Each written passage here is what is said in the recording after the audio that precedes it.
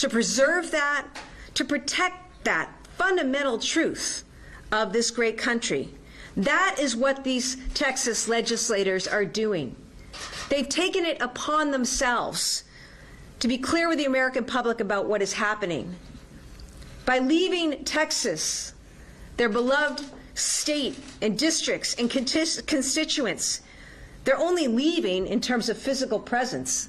They're not leaving because they are fighting for them just as hard right here from Boston today as they are in states around this country. They are fighting for Texans. They are fighting for Americans. They are fighting for our democracy. They are fighting for all of us. So I applaud their courage. I appreciate and welcome them to Massachusetts in the State House, and I am both proud and honored to stand with them today.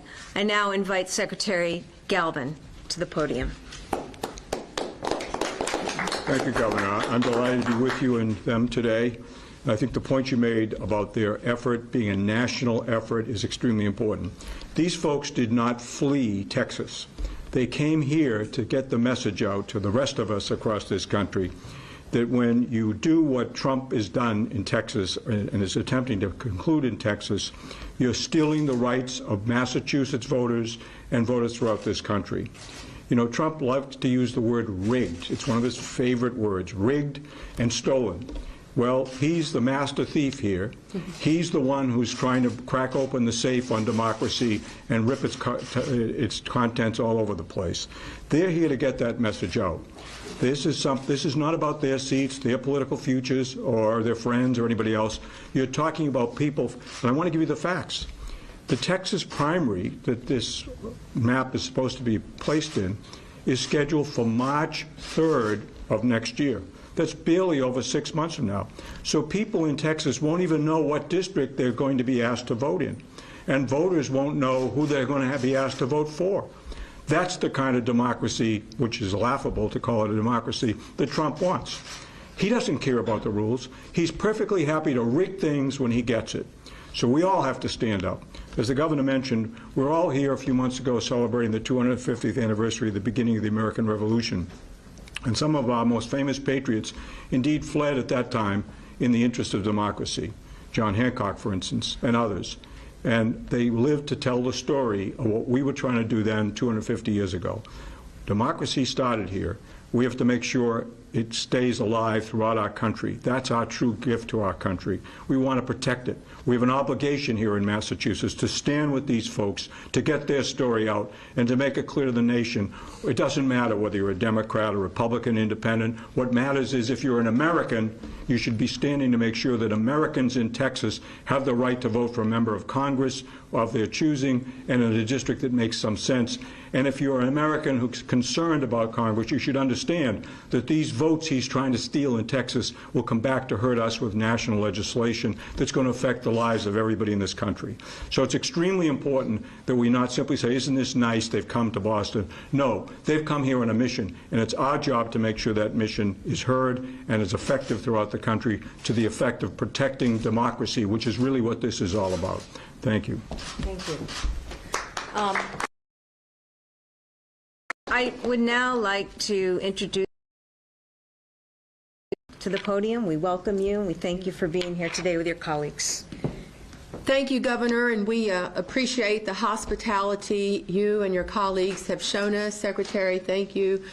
Boy, do we know how important secretaries of state are. You're in charge of elections.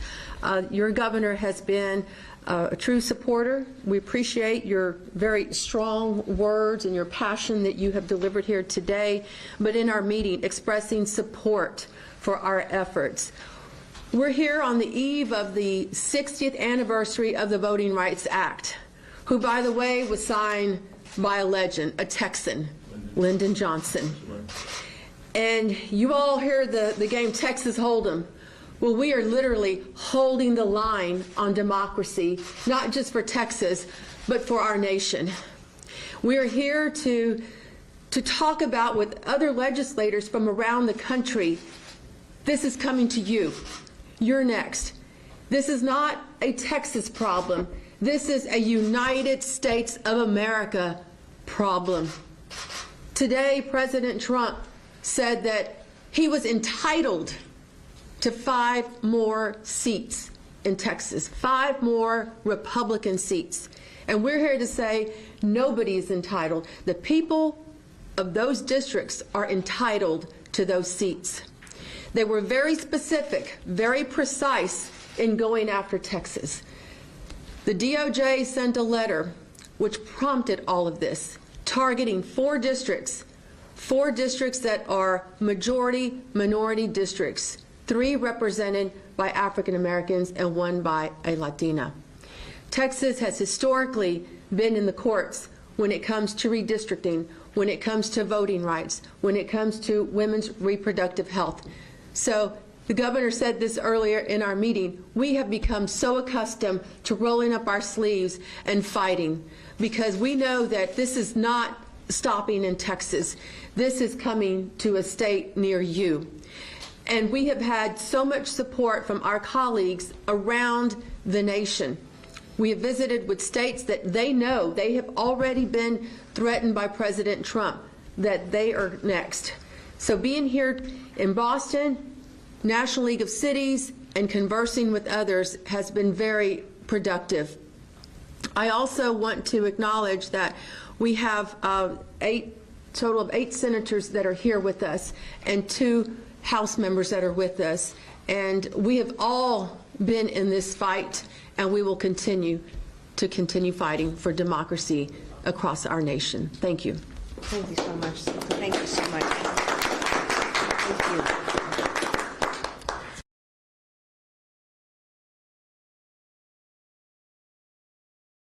To the American public and people in Massachusetts about what's really going on. We're happy to take any questions on topic. As I understand it, you said you pledge your support to these Texas Democrats. As I understand it, they could face fines for not being in the Capitol. I think it's something like $500 a day. Would you donate to any of the lawmakers' campaign accounts or pledge financial support to help them cover those costs? You can't have campaign. That's not something that I can do. These folks,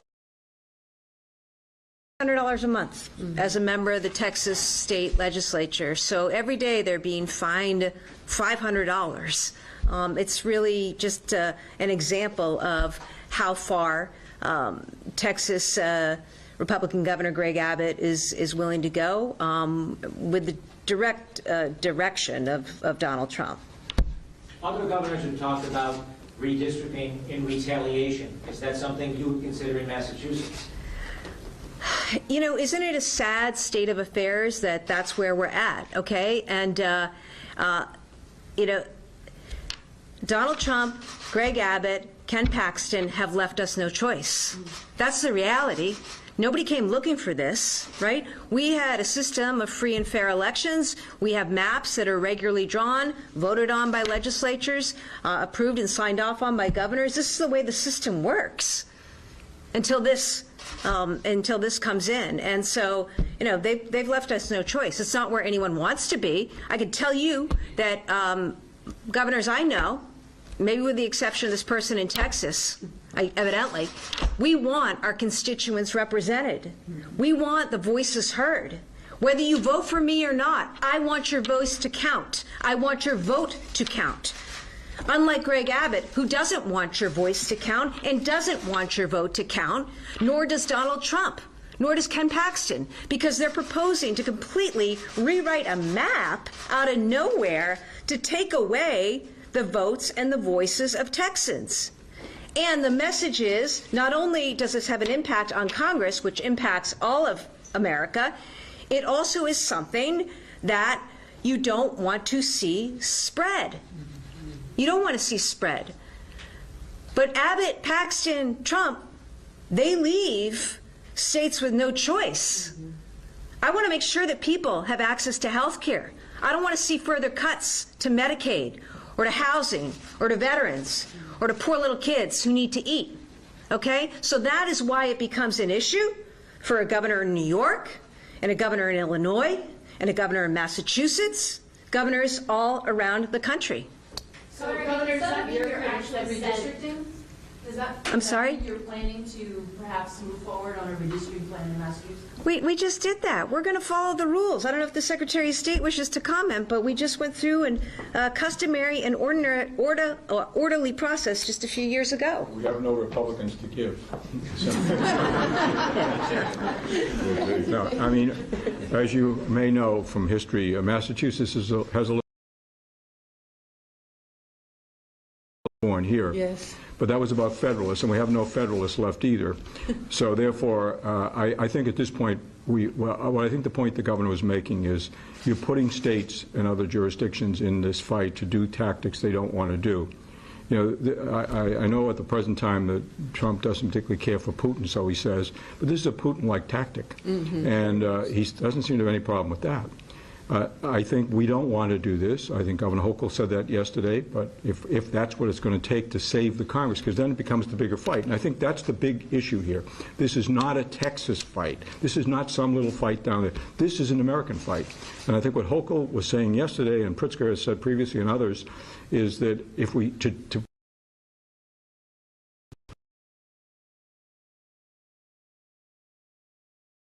but nobody wants to do that. The answer really is not to let it happen at all. Let's stop it in Texas. Let's prevent this from happening. Let's show them this is not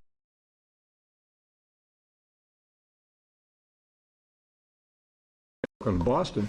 We're saying we want to stand with you. We want to get your message out to the country. And for Americans across this country, this is independent. If you really this what's going on in Texas right now, and we have to all stand up and do something about it. This isn't just their fight. They're not here to escape. They're here to get the word out, and they're asking for our help, and we want to give it. Some of your critics say that there is present-day gerrymandering in Massachusetts. They are Republican critics, and they say, look at the southern part of the state, New Bedford, Fall River. There are Republicans down there. What would you say to them? Well, I would say, first of all, Fall River and New Bedford are now in the same congressional district. So if that was an argument once upon a time, it no longer is. And also, I think if you look at the overall of our 9 seats, they're very geographically balanced. Whatever arguments might have been made in the time of Elbridge Gerry 200 years ago, or even more recently, don't apply today. These districts in the current state, and most states, are pretty evenly balanced. Obviously, there are always partisan considerations when districts are drawn. But this is not a partisan consideration. This is a splintering of communities and neighborhoods, and I think that point, again, is important to make. They're not simply saying, well, let's just change a few towns. They're splintering. We've got some details from our guests about how they're splintering communities of color. They're absolutely shattering them. They're diminishing their ability to be effective in getting representation in Congress. So this is not simply, well, move a couple of lines here and there and we'll pick up 5 seats. No, this is a very deliberate destruction of minority communities with the objective of trying to get more seats. Trump doesn't care, and apparently Abbott doesn't care either. They don't care what they're doing or who they're stepping on to get what they want. And they don't care whether they're stepping on us either, all of us. Again, if you are an American and you care about freedom of elections and you care about voting, you have to be against what's going on here. We don't want to see Democrats doing it. We don't want to see Republicans doing it. But if we all don't stand up and say this tactic is unacceptable, it's beyond the pale, that's what we're going to get. And we don't want that. They don't want this spreading to other states. Neither do we in this state of Massachusetts. But we have to call it out now. That's the only way to stop it. And I just add, just remember to add a little bit to that question too. The Massachusetts maps, in my view, are fair. They were drawn after a robust process and signed into law by Republican Governor Charlie Baker. Senator, hang on a second. On this accusation that maybe Democratic states gerrymander just like, or gerrymander, thank you for that, gerrymander just like Republican states do. They do it every 10 years. What's so offensive about this is not that there would be political and partisan interest in mind. That's been for all of history. It's that they're doing it in the middle without a decennial census, and they're doing it for the sole purpose of insulating themselves from voter retribution against their failed leadership and bad policies. That's what's wrong with this. Are we going to do this every 2 years? Every time the administration does something that the voters hate, they redraw the maps to insulate themselves from the democratic process. That's dangerous, and that's what's happening. Sorry to interrupt. Why don't you introduce yourself? I'm supposed to identify myself. I'm Nathan Johnson. I'm state senator from Dallas. Do you fear fines, the expulsion, the threats of arrest? I'm sorry. Do you fear any of the threats of arrest? No, and that would be these two. These are the people who actually get fined. Yes. Good afternoon, everyone. I'm State Representative Anna Hernandez, and this is my colleague, Representative Armando Wally. We are both members of the Texas House from Houston, Texas. And to answer your questions, yes, the $500 a day fines are already being assessed. They will not be paid until if and when we return. So that is not what we're concerned about, and we have not fled the state. And I do want to take this moment to say thank you to Governor Healey and Secretary of State. Thank you for welcoming us. Thank you for the support, because that is what we're in search of. As we fled, didn't flee, as we left the state, it was to make sure that our constituents have a voice, because that's what this process is doing. It's silencing our constituents, and we will not stand for it. What about the threats of arrest or expulsion? There have been civil arrests, civil warrants that have been filed that they don't have jurisdiction beyond the state. So that's why we have traveled outside of the state of Texas. Armando Wally, the price to pay pales into comparison to the rights of everyday people, everyday constituents that we represent proudly. Not scared at all. Come and take it. Are those fines only for House members, or are they for both House and Senate? House The members. House has separate rules. Does the Senate face any financial repercussions? No. Not currently. So you, Not yet. the way the fines are in response to the last redistricting or the last quorum break that occurred in 2021. The House changed the rules to force us back and to prevent us to try to leave punish again, us. to punish those members that are using the parliamentary procedures that are in place that we've used for over 100 years. You can't use your campaign funds. These have to come out of your personal finances. Governor, do you see that a legislative solution is needed as the legislature has passed a shield bill? Do we need something similar in Massachusetts to prevent something like this from unfolding here? I'm sorry, I don't follow. I'm curious if you see a legislative solution that's needed. Democrats here have really focused on the shield law in response to what's going on with Republicans. Is there a comparable law that needs to happen in Massachusetts to prevent this type of situation from Texas coming into Massachusetts? When it comes to elections, they are free and fair here in Massachusetts. We continue to abide by the law and the maps that were drawn and approved years ago by then Governor Baker. And in terms of whatever actions that we need to continue to take, I'm going to be prepared to take them if it's in the best interests of the Massachusetts people. And we've done that and in the wake of, devastating and draconian actions by Donald Trump and his administration. So with that, thank you, everybody. Thank you. Thank you.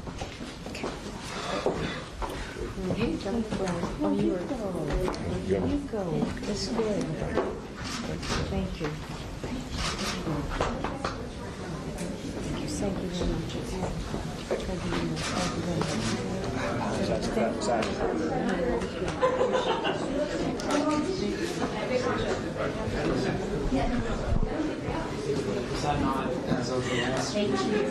That was a big deal. It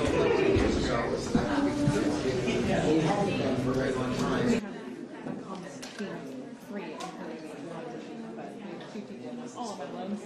You're doing great. And it used to be this way.